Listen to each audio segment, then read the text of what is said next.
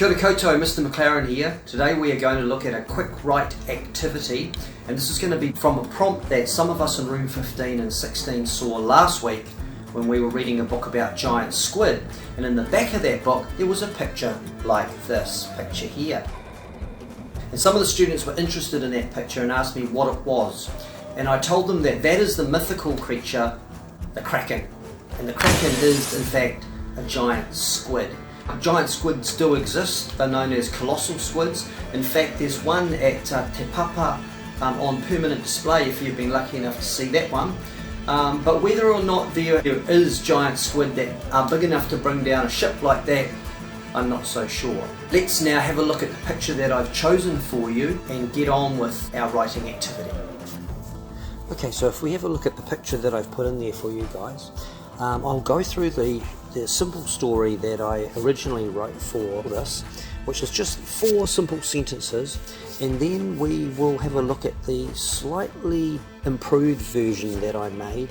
And this is what I want you guys to do. I want you to take my simple original idea and do something like what I've done to give it a bit more zing. So let's go through my first one. The Kraken. The water became rougher. Something moved below us. We rowed as fast as we could.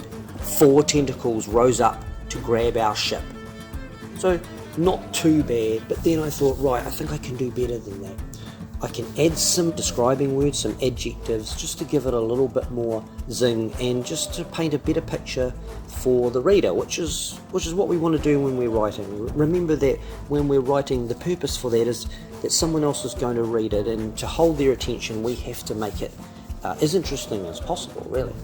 Okay, so the first line, if we look at that, the water became rougher. I wanted to describe the water with a little bit more detail, not too much, and I thought of words like rippling or the still water or the dark water, and then I chose the word calm.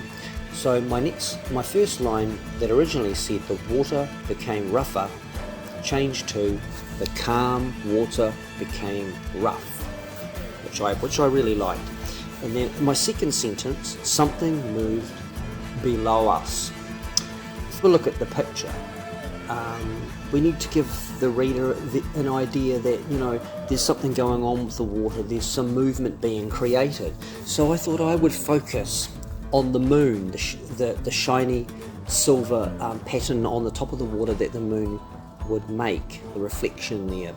And if the water was moving, the moon would start to break up on the surface of the water. So instead of it being a nice circular pattern with the movement of the water, the moon would look like it's breaking apart a bit. So I changed my second sentence from something moved below us to the moon that made a circle on the ocean surface was now in pieces as something moved below. So you can see what I did there, and I was able to do that just by looking at the picture and looking for some extra detail in there, something that I could use, and so I decided to use the moon. Right, sentence 3, we rowed as fast as we could. Well, I needed to let the reader know why we rowed as fast as we could. And if you look at the Kraken picture, you'll see that there's a pretty scary eyeball down there, and I thought, okay, I'm going to use that. So I changed my sentence to the feeling of being watched made us row as fast as we could to escape this place.